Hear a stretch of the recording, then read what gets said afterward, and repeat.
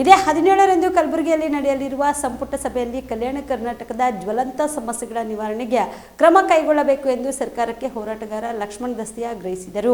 ಕಲಬುರಗಿಯ ಪತ್ರಿಕಾ ಭವನದಲ್ಲಿ ಕರೆದ ಸುದ್ದಿಗೋಷ್ಠಿಯನ್ನು ಉದ್ದೇಶಿಸಿ ಮಾತನಾಡಿದ ಅವರು, ಕಲ್ಯಾಣ ಕರ್ನಾಟಕದ ವಿಭಾಗೀಯ ಕೇಂದ್ರ ಕಲಬುರಗಿಯಲ್ಲಿ ಇದೇ 17ರಂದು ಸಂಪುಟ ಸಭೆ ನಡೆಸಲು ನಿರ್ಧಾರ ಕೈಗೊಂಡಿರುವುದಕ್ಕೆ ನಾವು ಸ್ವಾಗತಿಸುತ್ತೇವೆ. ಈ ಐತಿಹಾಸಿಕ ಸಂಪುಟ ಸಭೆಯಲ್ಲಿ ಕಲ್ಯಾಣ ಕರ್ನಾಟಕದ ಜ್ವಲಂತ ಸಮಸ್ಯೆಗಳ ನಿವಾರಣೆಯ ಬಗ್ಗೆ ಮತ್ತು ರಚನಾತ್ಮಕ ಪ್ರಗತಿಗೆ ಸಂಬಂಧಿಸಿದ ವಿಷಯಗಳಿಗೆ ವಿಶೇಷ ಸ್ಪಂದನೆ ನೀಡಲು ಸಮಿತಿ ಸರ್ಕಾರಕ್ಕೆ ಆಗ್ರಹಿಸುತ್ತಿದೆ. ಇನ್ನು ತಮ್ಮ ಬೇಡಿಕೆಗಳಾದ ಕಲ್ಯಾಣ ಕರ್ನಾಟಕ ಪ್ರದೇಶದ ರಚನಾತ್ಮಕ ಪ್ರಗತಿಗೆ ಮತ್ತು 371 ಕಲಂ ಪರಿಣಾಮಕಾರಿಯಾಗಿ ಅನುಷ್ಠಾನಕ್ಕೆ ಪ್ರತ್ಯೇಕ ಸಚಿವಾಲಯ ಸೃಜಿಸಬೇಕು. 371 ಕಲಂ ಖಂಡಕ್ಕೆ 12A ಪ್ರಕಾರ ವಿಶೇಷ ಸ್ಥಾನಮಾನದ ಅಡಿ ಬರುವ ಸಮಸ್ಯೆಗಳ ಮತ್ತು ಅಪೀಲುಗಳ ನಿವಾರಣೆಗೆ ವಿಭಾಗೀಯ ಕೇಂದ್ರ ಕಲಬುರಗಿಯಲ್ಲಿ ಪ್ರತ್ಯೇಕ ಟ್ರಿಬ್ಯುನಲ್ ಸ್ಥಾಪಿಸಬೇಕು. 371 ಕಲಂ ನಿಯಮಗಳಲ್ಲಿ ಉಲ್ಲಂಘಿಸಿರುವಂತೆ ಸುಮಾರು 30 ನೆನೆಗುದಿಗೆ ಬಿದ್ದಿರುವ ಅಂಶಗಳನ್ನು ಅನುಷ್ಠಾನಕ್ಕೆ ತರಬೇಕು. ಕಲ್ಯಾಣ ಕರ್ನಾಟಕ ಪ್ರದೇಶದ ರಚನಾತ್ಮಕ ಪ್ರಗತಿಗೆ ಮತ್ತು ಪ್ರಾದೇಶಿಕ ಅಸಮತೋಲನ ನಿವಾರಣೆಗೆ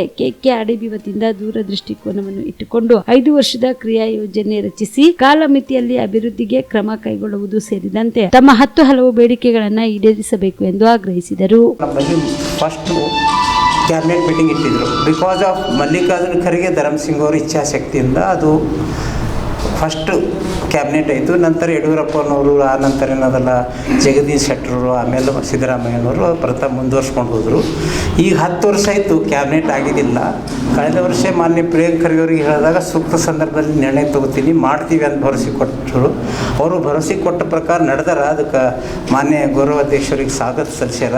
ಅದಕ್ಕೆ ಈ ಒಂದು ಕ್ಯಾಬಿನೆಟ್ ಮೀಟಿಂಗ್ ಒಂದು 2ನೇ ದಿನದಲ್ಲಿ 17ನೇ ಸೆಪ್ಟೆಂಬರ್ ಇದು ಒಂದು ಐತಿಹಾಸಿಕವಾದಂಥ ಕ್ಯಾಬಿನೆಟ್. ಮತ್ತು ಇದು ಕ್ಯಾಬಿನೆಟ್ ಕೇವಲ ಕಲ್ಯಾಣ ಕರ್ನಾಟಕದ 7 ಜಿಲ್ಲೆಗಳ ಸಂಬಂಧಪಟ್ಟಿದ್ದ ವಿಷಯಗಳು ಮಾತ್ರ ಇಲ್ಲೇನದಲ್ಲ. ಈ ಒಂದು ಕ್ಯಾಬಿನೆಟ್ನಲ್ಲಿ ವಿಷಯಗಳು ಮಂಡನೆ ಆಗಬೇಕು, ನಿರ್ಣಯ ಆಗಬೇಕು ಮತ್ತು ಕಾಲಮಿತಿಯಲ್ಲಿ ಅನುಷ್ಠಾನಕ್ಕೆ ಒಂದು ಈ ಒಂದು ಕ್ಯಾಬಿನೆಟ್ ಮೀಟಿಂಗು ಒಂದು ಐತಿಹಾಸಿಕವಾಗಿ ಒಂದು ಚಾಲೆಂಜ್ ಆಗಿ ತಗೋಬೇಕು ಮಾನ್ಯ ಮುಖ್ಯಮಂತ್ರಿಗಳು ಅಂತ ನಾನು ವಿನಂತಿ ಮಾಡ್ತೀನಿ. ಯಾಕಂದ್ರೆ ಕ್ಯಾಬಿನೆಟ್ದಲ್ಲಿ ಬಹಳಷ್ಟು ನಿರ್ಣಯ ಆಗ್ತವೆ, ಆದರೆ ಅನುಷ್ಠಾನ ಆಗಲ್ಲ. ಅದು ಗುಲ್ಬರ್ಗ ಕ್ಯಾಬಿನೆಟ್ನಲ್ಲಿ ಗೊತ್ತಾ ಕ್ಯಾಬಿನೆಟ್ ಆಗಿದಂತೆ ಯಾದಗಿರಿ ಜಿಲ್ಲೆ ಆಯಿತು. ಗುಲ್ಬರ್ಗದಲ್ಲಿ ಕ್ಯಾಬಿನೆಟ್ ಆಗಿದಂತೆ ಬಹಳಷ್ಟು ಮೈನರ್ ಇರಿಗೇಷನ್ನು ಮತ್ತು ಸಣ್ಣ ನೀರಾವರಿಗಳು ಮತ್ತು ರಸ್ತೆಗಳು, ಕೆಲವು ಬ್ರಿಡ್ಜ್ ಕಮ್ ಬ್ಯಾರೇಜ್ಗಳು, ಅದೇ ರೀತಿಯಾಗಿ ಕೆಲವೊಂದು ಯೋಜನೆಗಳು ಅನುಷ್ಠಾನ ಆಗಿದ್ದು ನಾವು ನೋಡ್ತೀವಿ. ಅದಕ್ಕೆ ಈ ಒಂದು ಕ್ಯಾಬಿನೆಟ್ನಲ್ಲಿ ಏನದಲ್ಲ ಏನು ಮಂಡಿಸಬೇಕು, ಏನು ವಿಷಯಗಳು ಅನುಷ್ಠಾನ ಆಗಬೇಕು ಎಂಬುದು ನಾವು ಪ್ರಮುಖವಾಗಿ ಇಲ್ಲಿ ಮಂಡಿಸ್ತಾ ಇದ್ವಿ. ಮುಖ್ಯವಾಗಿ 371 ಕಲಂ 10 ವರ್ಷ ಆದ್ರೂ ಈ 10 ವರ್ಷದಲ್ಲಿ ಅವಲೋಕನ ಮಾಡಿಕೊಂಡಾಗ ಕೇವಲ ನಮಗೆ ಮೆಡಿಕಲ್ ಸೀಟ್ ಮಾತ್ರ ತೃಪ್ತಿ ತಂದಿದೆ. ನೇಮಕಾತಿಯಲ್ಲಿ ಪ್ರತಿಯೊಂದು ಸುತ್ತೋಲೆಗೆ 10 ಸುತ್ತೋಲೆಗಳು ಬದಲಾವಣೆ ಆದವು. ತೆಲಂಗಾಣದಲ್ಲಿ 1973 ಒಂದು ಸುತ್ತೋಲೆ ಬಂದ್ರೆ ಈಗ ಒಂದು ಸುತ್ತೋಲೆ ಚೇಂಜ್ ಆಗ್ಯದ.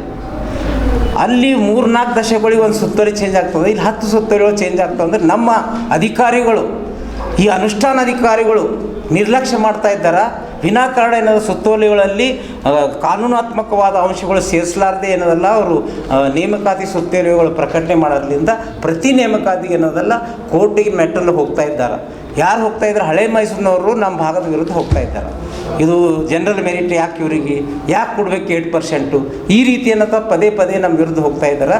ಇದು ಹೋಗ್ಲಾರ್ದಂಗೆ 371 ಕಲಂ ಏನದಲ್ಲ ಇದು ಸಂವಿಧಾನಬದ್ಧವಾದಂಥ ತಿದ್ದುಪಡಿ ಅದ. ಯಾವ ರೀತಿ ಪರಿಶಿಷ್ಟ ಜಾತಿ, ಪರಿಶಿಷ್ಟ ಪಂಗಡ, ಸಾಮಾಜಿಕ ನ್ಯಾಯಕ್ಕಾಗಿ ಏನು ತಿದ್ದುಪಡಿ ಆಗ್ಯದ, ಅದೇ ಪ್ರಕಾರ ಒಂದು ಪ್ರದೇಶದ ಜನರಿಗೆ ಮೀಸಲಾತಿ ಸಲುವಾಗಿ ಸಂವಿಧಾನ ತಿದ್ದುಪಡಿ ಆಗ್ಯದ. ಸಂವಿಧಾನ ತಿದ್ದುಪಡಿ ಅಂದರೆ ಇದು ಕೋರ್ಟಿಗೆ ಹೋಗಬಾರ್ದು ಅಂತ ತಿದ್ದುಪಡಿ ಆಗ್ಯದ. ಮತ್ತು ಕೋರ್ಟಿಗೆ ಯಾಕೆ ನಡೆದದ? ಈ ಬಗ್ಗೆ ಏನದ ಈ ಕ್ಯಾಬಿನೆಟ್ದಲ್ಲಿ ಒಂದು ಅವಲೋಕನ ಆಗಬೇಕು. ಇದಕ್ಕಾಗಿ ಪ್ರತ್ಯೇಕ ಸಚಿವಾಲಯ ಬೇಕು. ನಾವು ಎಲ್ಲಿ ಕೇಳಬೇಕು, ಯಾರಿಗೆ ಕೇಳಬೇಕು?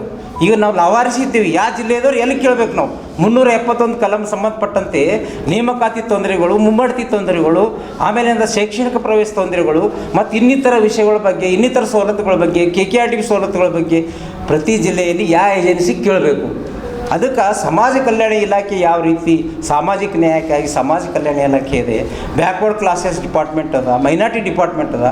ಆ ಪ್ರಕಾರ 371 ಕಲಂ ಅನುಷ್ಠಾನಕ್ಕಾಗಿ ಕಲ್ಯಾಣ ಕರ್ನಾಟಕದ ವಿಶೇಷ ಅಭಿವೃದ್ಧಿಯಾಗಿ ಪ್ರತ್ಯೇಕ ಸಚಿವಾಲಯ ಈ ಒಂದು ಕ್ಯಾಬಿನೆಟಲ್ಲಿ ಆದಾಗ ಮಾತ್ರ ಅದು ಕ್ಯಾಬಿನೆಟ್ ಏನಪ್ಪ ಸಾರ್ಥಕ ಆಗ್ತದೆ. ಇಲ್ಲ ಅಂತಂದ್ರೆ ಅದ್ರ ಉಪಯೋಗ ಆಗಲ್ಲ.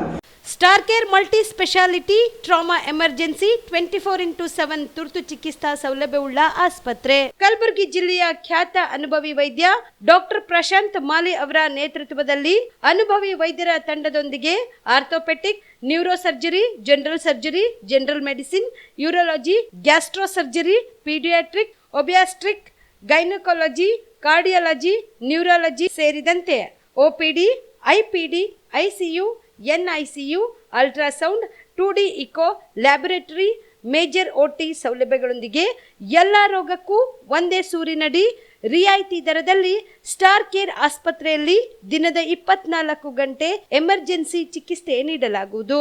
ಹೆಚ್ಚಿನ ಮಾಹಿತಿಗಾಗಿ ಸಂಪರ್ಕಿಸಿ ಸ್ಟಾರ್ ಕೇರ್ ಮಲ್ಟಿ ಸ್ಪೆಷಾಲಿಟಿ ಆಸ್ಪತ್ರೆ, ಸ್ವಾಭಿಮಾನಿ ಸ್ವದೇಶಿ ಕೇಂದ್ರದ ಮುಂಭಾಗ, ಗುಬ್ಬಿ ಕಾಲನಿ, ಕಲಬುರಗಿ.